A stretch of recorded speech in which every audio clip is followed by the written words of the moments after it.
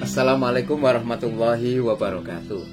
Teman-teman semua yang saya hormati, yang saya banggakan, sekarang ini saya menjumpai Anda semua dalam sebuah kesempatan yang baik, yaitu bincang-bincang buku yang diterbitkan oleh penerbit Bentang Pustaka, yaitu buku berjudul Apa yang Benar Bukan Siapa yang Benar, karya M.H. Ainun Nadjib atau Cak Nun, atau yang sekarang sangat populer kita panggil dengan Mbah Nun, gitu ya.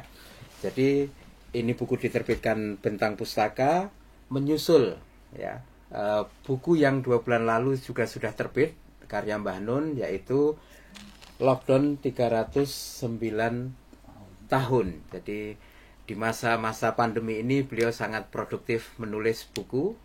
Tidak ada perubahan sedikit pun, dan dengan begitu kita berkesempatan untuk menikmati karya beliau yang mengalir terus.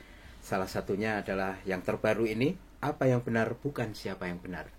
Dan untuk bincang-bincang itu bersama saya sudah ada 2 orang yang hebat-hebat semua. Yang pertama Mas Iqbal Aji Daryono, dan kemudian ada Pak Iman Budi Santoso. Nah, untuk mengawali bincang-bincang kita, saya ingin terlebih dahulu ke Mas Iqbal Aji Daryono dengan satu pertanyaan pembuka yang sifatnya lebih personal malahan gitu ya, yaitu bagaimana perkenalan Anda dengan seorang Mbah Nun gitu ya. Jadi ini pertanyaan sederhana untuk membuka bincang-bincang kita. Makasih Mas Helmi. Sama-sama. Sugeng siang. Dulu saya memanggilnya Mas Iman, kalau sekarang kayaknya kualat ya, Romo Iman saya manggilnya. Sugeng siang atau dalu atau encing buat teman-teman semuanya. Assalamualaikum warahmatullahi wabarakatuh. Gini Mas Helmi, kalau soal perkenalan gitu ya, persentuhan saya dengan Cak Nun itu sebenarnya dimulai ketika mungkin beliau waktu itu belum dikenal sebagai Cak Nun, bahkan MH gitu ya. Oh ya, tahun berapa itu? Mungkin tahun, kalau saya nyebut tahun nanti khawatirnya jadi ketahuan umur nah, saya. Nah itu maksud saya itu memang ke situ. Jadi ceritanya di masa kecil saya mungkin waktu itu SD atau bahkan mungkin TK, saya lupa ya. Bapak saya itu langganan koran Masa Kini, Mas. Masa Kini ya, mungkin teman-teman yang muda-muda nggak koran Jogja ini teman-teman ya. Dan di koran Masa Kini itu waktu itu masih ada namanya M.H. Ainun Nadjib atau M.H. gitu saja, saya lupa. Ada rubrik kolom yang judulnya Secangkir Kopi. Dan bapak saya itu sangat suka membacanya. Terus saya diminta untuk mengklipingnya. Saya diminta untuk motongnya terus gitu ya. Maksud bapak saya itu masih ada nggak klipingnya? Wah, udah wassalam itu Mas. Sedih sekali.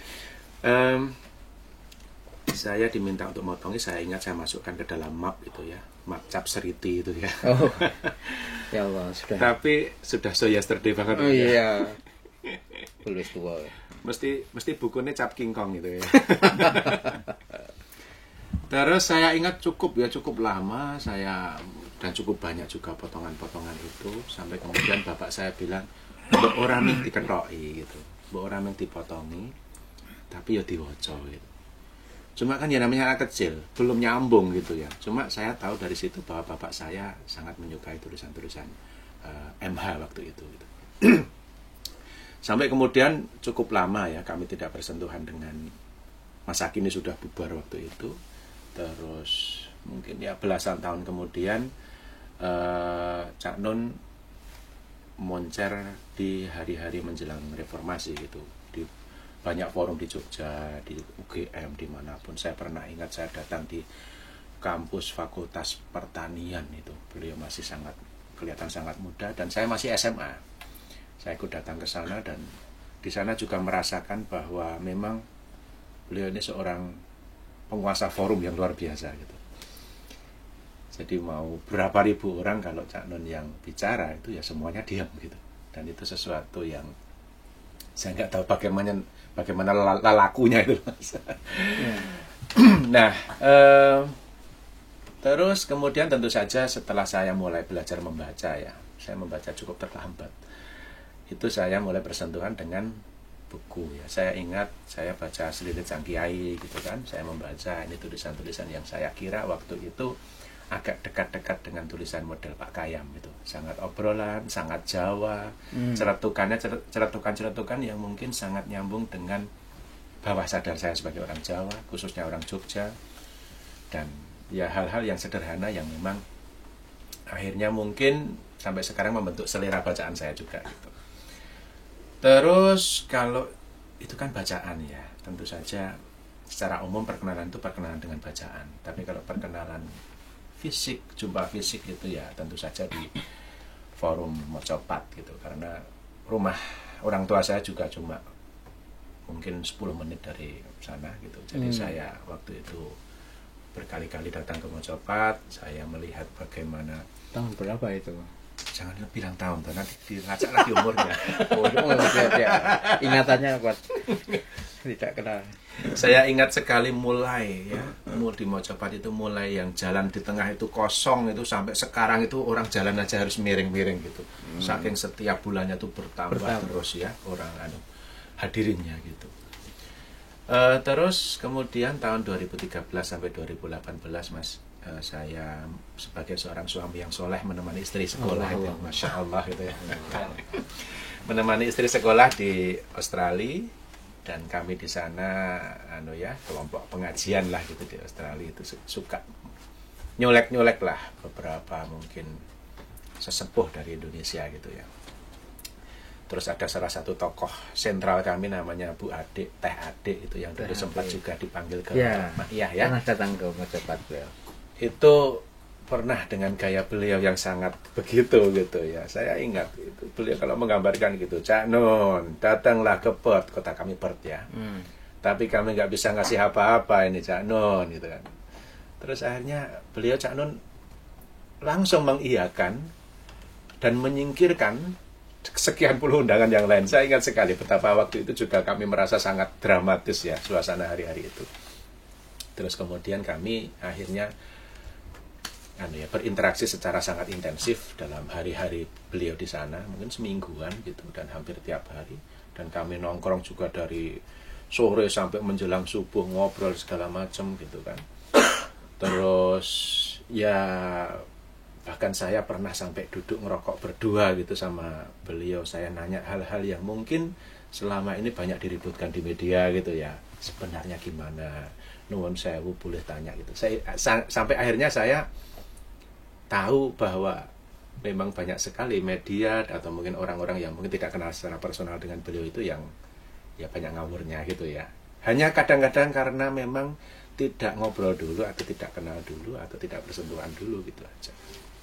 Terus dari situ juga saya tahu bahwa misalnya di Ma'iyah itu ya, itu kan sopo wae boleh itu ngomong gitu ya. Ketika ada orang kadang komplain, kok dari kelompok ini kok nggak pernah dipanggil, lu nggak ada yang manggil kok, tinggal datang aja gitu kan. Itu saya benar-benar baru tahu ya pola semacam itu, dan memang itu pola yang nanti akan kita bahas di sini ya, sinau barengnya itu sebenarnya di situ. Tapi maaf itu tadi melebar ya. Sampai kemudian kami ya kalau secara personal lagi-lagi ya kami mengalami hari-hari yang emosional lah bersama Cak Nun waktu di Perth gitu. Ada seorang kawan saya yang setiap hari nyopiri Cak Nun gitu kan, beliin baju Cak Nun, nyopiri. Dia cuma bilang gini, 2 tahun yang lalu itu saya itu di sini mengantar seorang maaf ya ustadz gitu ya, yang dia itu sampai bilang dosa maulidan itu lebih besar daripada dosa zina, dia bilang gitu. Wah gitu kan. Terus saya menyesal banget kok memfasilitasi ustadz itu. Maka ketika Cak Nun datang, dia menebus itu semua. Sampai kayak gitu ya. Perasaan bersalahnya itu akhirnya mendapatkan oasisnya gitu ketika Cak Nun datang, dan beliau saya kangen sama teman saya yang gitu ya. Termasuk ya ketika saya sendiri, kami sendiri ya, kami sholawatan bareng, perpisahan tangis-tangisan gitu, benar-benar kerasa gitu. Istri saya waktu itu sedang hamil dan kecepet tulang punggungnya gitu, sarafnya gitu, masuk UGD. Terus tiba-tiba saya pamit nggak bisa ikut acaranya, dan tiba-tiba sembuh gitu ya. Anda boleh percaya boleh enggak, tapi terus setelah saya tengok ternyata di jam itu Cak Nun secara khusus menggelar doa bersama, Doa. doa khusus. Saya ingat dikasih Al-Hasyr ayat 21 gitu kan. Itu Mas nanti saya malah nangis beneran. Selebihnya ya dari buku-buku lah, termasuk buku ini saya juga sudah baca dan lain-lain lah. Terima kasih, kisah yang sangat personal dan menarik yang disampaikan Mas Iqbal membuka bincang-bincang kita. Tetapi sebelum ke Pak Iman, saya ingin informasikan buku yang kita bincangkan ini, buku terbaru Mbah Nun, bisa Anda pesan mulai tanggal 24 Juli sampai 9 Agustus 2020 melalui bentangpustaka.com. Sebenarnya saya juga punya pertanyaan yang sama untuk Romo Iman, tetapi saya kira tidak kurang pas karena belum lama ini kita sudah menghadirkan satu tayangan sejak kepenyairan MHN Najib, dan itu Romo Iman menjadi salah satu narasumber kami gitu ya. Artinya kalau saya bertanya bagaimana perkenalan dengan Cak Nun, nah, lebih baik lihat video itu ya, lihat tayangan itu. Maka untuk Romo Iman saya kira akan lebih asik kalau saya memohon beliau untuk masuk langsung ke buku ini, karena saya lihat ini buku yang beliau bawa ini sudah sangat penuh dengan pembatas buku, artinya sudah khatam beliau. Beda sama Iqbal kan? Beda, ini kan separuh ini kita. Jadi kira-kira setelah membaca buku Apa Yang Benar Bukan Siapa Yang Benar ini, butir apa yang paling penting untuk pertama kali kita semua dengar dari Romo Iman, Pak Iman? Monggo Pak Iman. Nuwun. Assalamualaikum warahmatullahi wabarakatuh. Matur nuwun Mas Hilmi. Jadi Apa Yang Benar Bukan Siapa Yang Benar, karya Mbah Nun ini, kalau dijawakan apa sing bener dudu sapa sing bener. Nah itu jelas sekali apa dan siapa. Membaca buku ini langsung pikiran saya, bayangan saya melompat jauh sebelum apa yang disampaikan oleh beliau. Jadi karena di KR itu dimulai dari esai-esainya Pak Kayam, kemudian Mas Bakti, kemudian beliau. Tetapi di RRI Yogyakarta sejak tahun 50-an itu sudah muncul Pak Besut. Jadi tiba-tiba begitu Cak Nun menggunakan gendon, penceng sama beruk, saya jadi teringat sama almarhum Pak Wardoyo, Pak Besut itu. Setiap jam 9 malam beliau di RRI kepareng nguder gagasan munculnya tokoh-tokoh Mbak Yusantinet dan selanjutnya, dengan sangat sederhana itu membahas apapun yang ada kemiripan dengan yang dikerjakan oleh Cak Nun hari ini. Nah, kalau ditanya mengenai isi dari buku ini, yang pertama-tama saya menangkap adalah dari esai pertama kalinya Patrap Atlas Nilai Yogyakarta. Nah, itulah yang atlas apa dari kata lain dari atlas itu adalah peta. Bagaimana kita membuat patrap perilaku berpedoman pada sebuah nilai kecil daripada peta Ngayogyakarta Hadiningrat. Jadi salah satu terima kasih saya kepada Cak Nun adalah beliau masih menuliskan yoga, bukan Yogya ya. Jogja, bukan Jogja. Ya. Jadi Ya. mohon kalau siapapun ojo nulis Jogja. Kenapa? Karena Yogyakarta itu ada maknanya. Bukan kalau Yogyakarta, Jogja itu tidak ada artinya. Jadi Yogya itu aman dan baik. Jadi mosok sebuah kota yang kemudian namanya sangat indah tiba-tiba disesuaikan hanya dengan lafal. Arep neng ndi Kang? Neng Boyolali. Terus kemudian nulisnya bukan Boyolali tapi pakai M. Boyolali. Boyo. Nah, inilah sebetulnya yang nah, Atlas di sini dari kisah yang disampaikan oleh beliau adalah mengajak 3 anak-anak masa depan ini ke lereng Merapi. Malam-malam ngobrol di sana, melihat yang luas dan coba untuk memunculkan ide-ide yang bisa dijadikan pedoman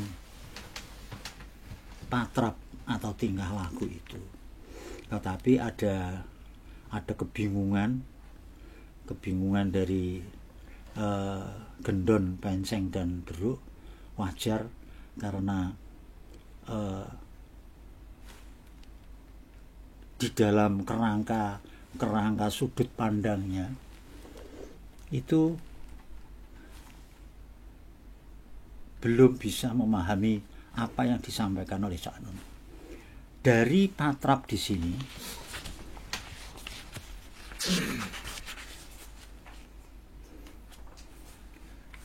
Atlas mencari patrap ini, mari kita coba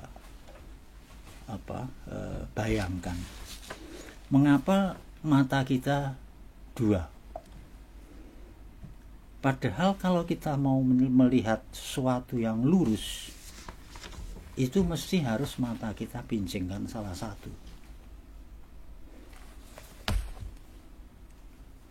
Baru tampak lurus. Lurus itu adalah dengan mata 1. Tetapi kita matanya 2. Nah, mengapa Allah memberikan mata kita 2? Dengan sederhana, kalau demikian lurus, kalau kita buka satu lagi akan menjadi tidak lurus, tetapi kita akan bisa melihat tambah lebar. Inilah yang dari Langsung dipraktekkan ya. Lah iya toh. Iya. Diombo kan. Kalau dengan 2 mata terbuka semua lebar. Tetapi untuk mencari lurus perlu kita tutup satu untuk mengapa Allah tidak menciptakan mata 1? Ya supaya manusia bisa melihat lebar. Dan kalau membutuhkan pandangan yang lurus, yang sifat seperti ini, diperlukan salah satu mata ditutup. Nah, inilah kira-kira dari esai awal dari Cak Nun yang bisa saya sampaikan mengenai patrap. Itu menemukan orientasi lurus dari sudut pandang yang amat sangat lebar sekali. Jadi kowe ngerti DIY ndeleng peta banyak sekali kayak gini ngerti. Padahal mungkin kita kalau masuk ke lorong-lorong kota Yogyakarta aja kita nggak tahu jalannya. Nah, inilah kira-kira yang mungkin kalau saya memahami apa yang ingin disampaikan oleh beliau adalah patrap. Orang mungkin kalau patrap itu orang melaku menggok kan dikira kentir gitu kan. Nah, itu dunia kan melaku lurus kayak gini kan. Nah, itulah kelurusan ini diperlukan karena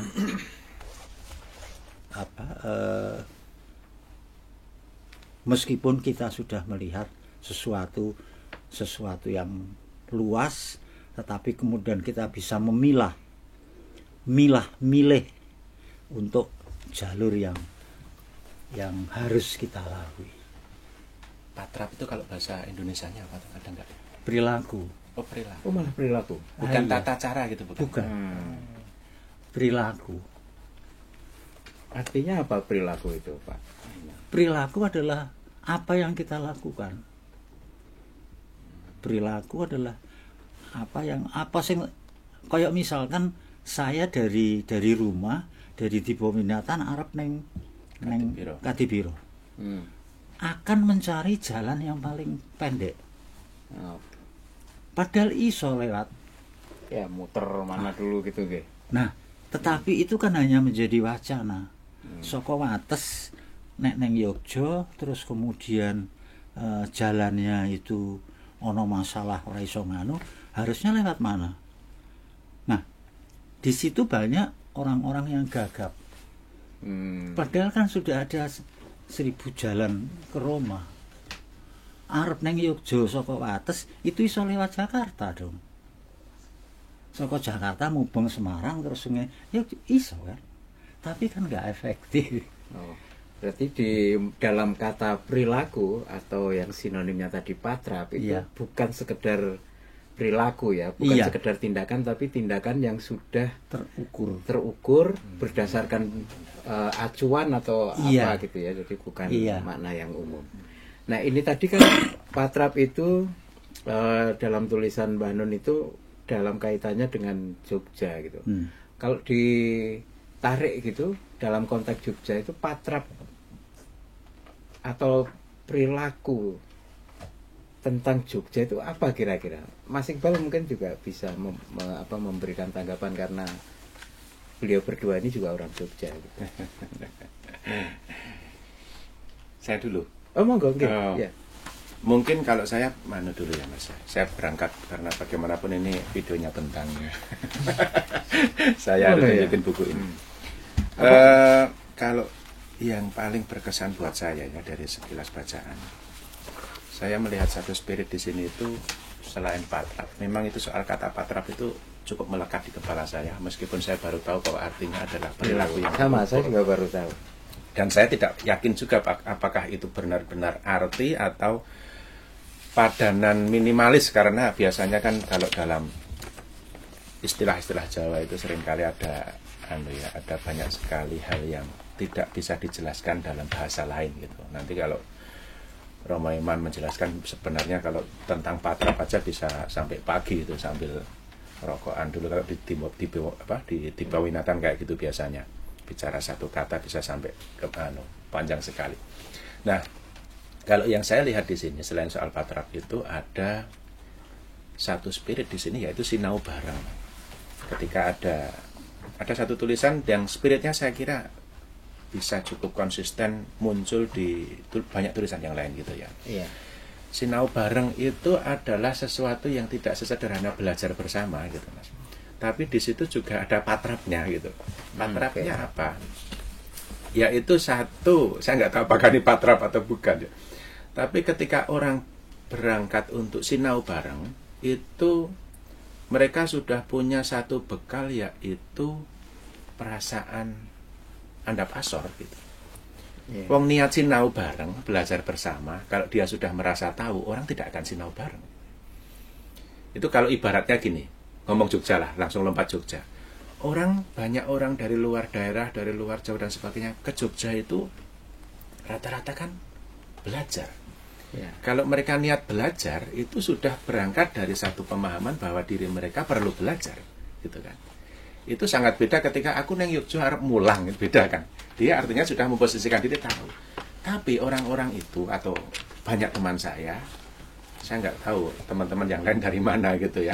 Ketika datang ke Jogja berbekal satu perasaan tawaduk tadi, andap asor bahwa aku neng Yogyo arep sinau gitu kan.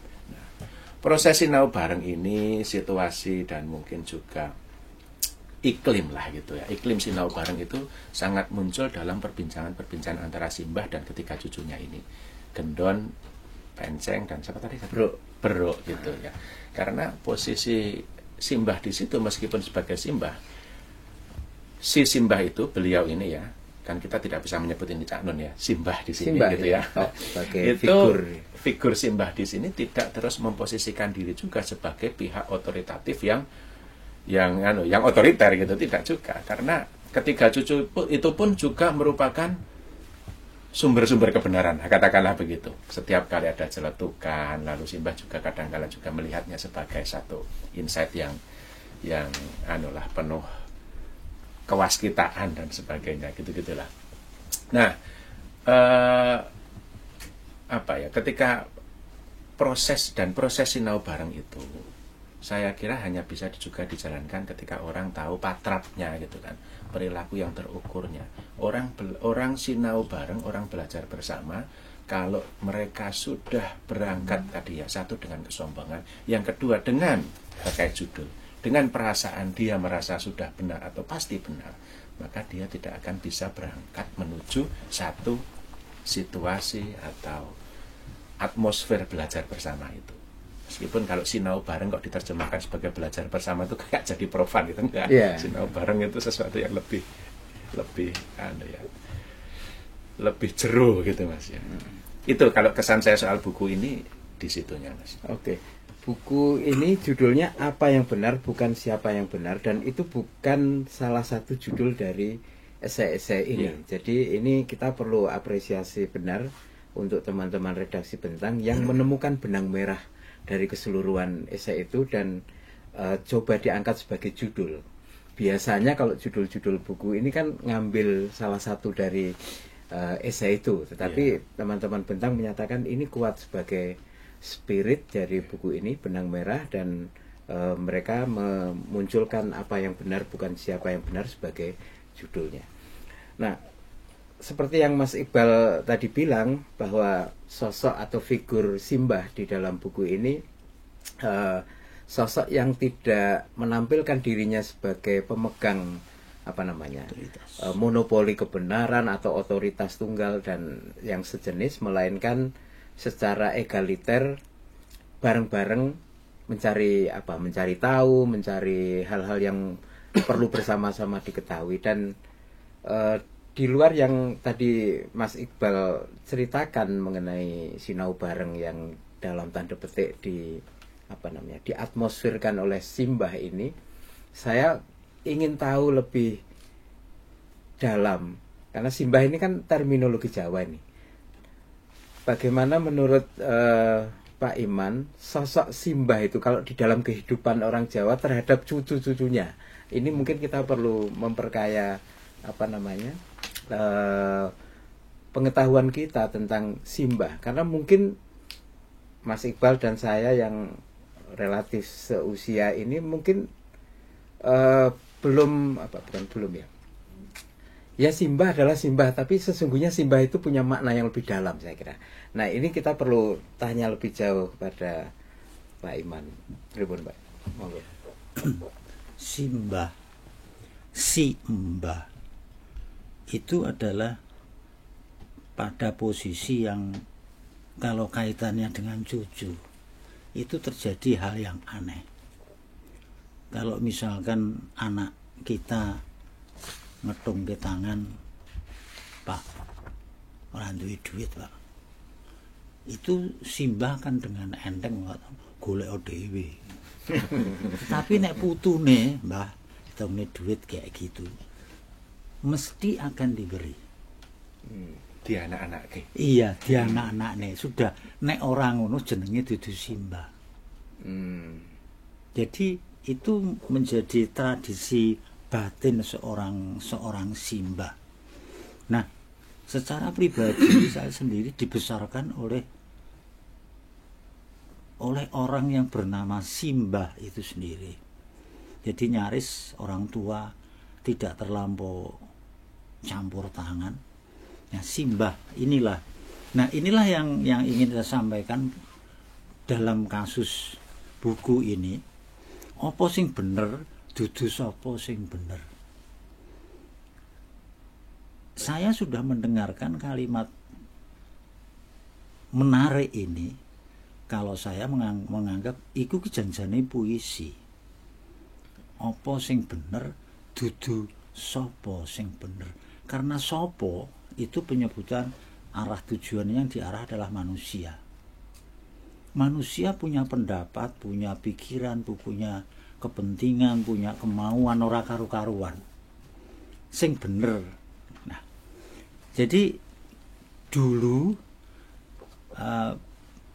saya pernah dijelaskan, alhamdulillah, oleh Simbah mengenai ungkapan, mungkin saya sampaikan sudah beberapa kali saya sampaikan mengenai petuah sing hati-hati.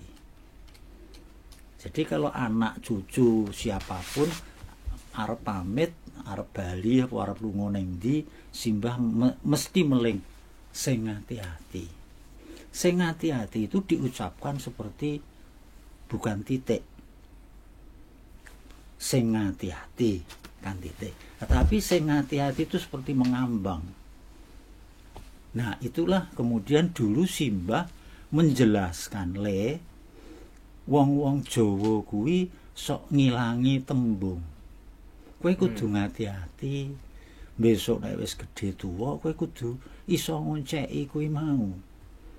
Dan alhamdulillah saya ketemu dengan saudara yang jago oncek-oncek bernama MH Ainun Najib.